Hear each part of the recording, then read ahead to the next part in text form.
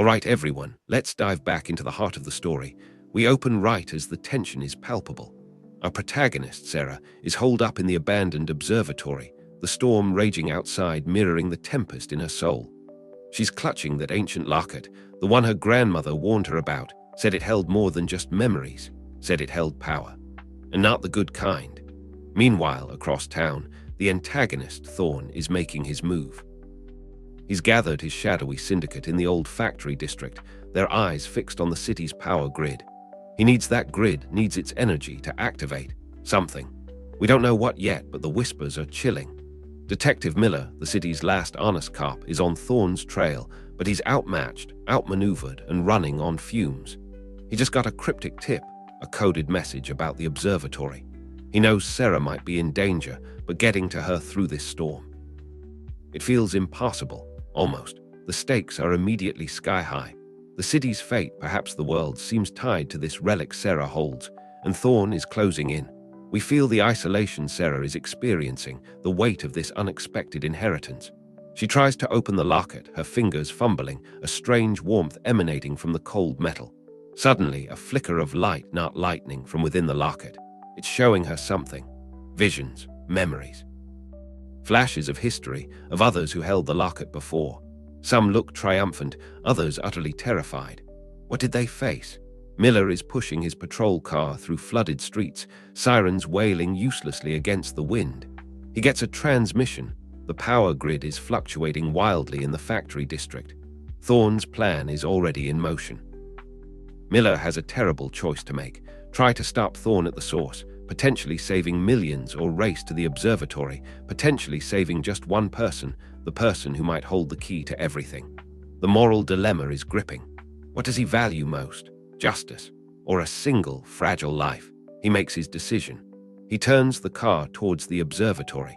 He gambles that Sarah and the locket are the real target, the source of the threat, not just a victim. Sarah, alone in the darkness, starts to understand the visions. The locket is a conduit, a link to an ancient power source, one that Thorn intends to hijack. She sees symbols, complex patterns swirling in the light. She realizes it's not just an object, it's a puzzle, a key. But a key to what? The observatory doors are rattling under the storm's fury, and something else.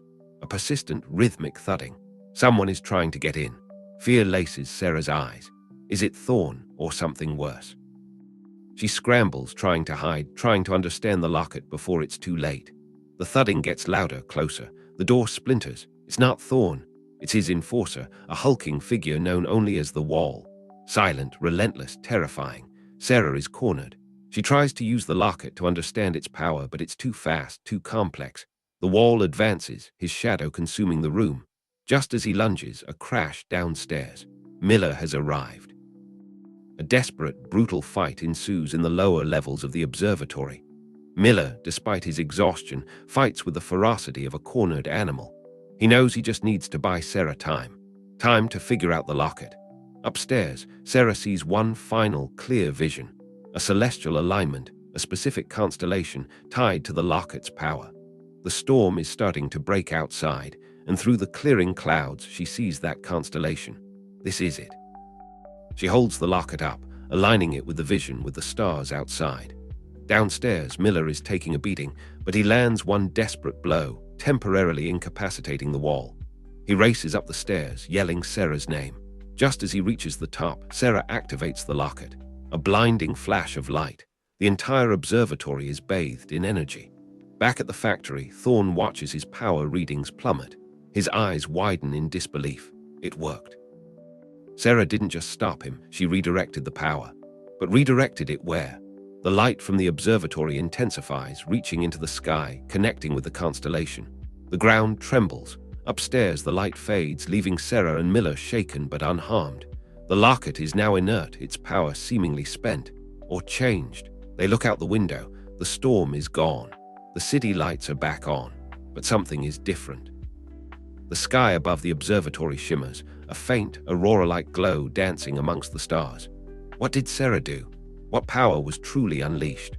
Thorn is furious, his plan ruined, but a glint of understanding appears in his eyes. He knows this isn't over. Sarah and Miller exchange a look. They survived. They stopped Thorn's immediate threat, but they've opened a door to something vast, something ancient. The Larket's secret is only partially revealed. The shimmering sky leaves us with a profound sense of wonder and trepidation.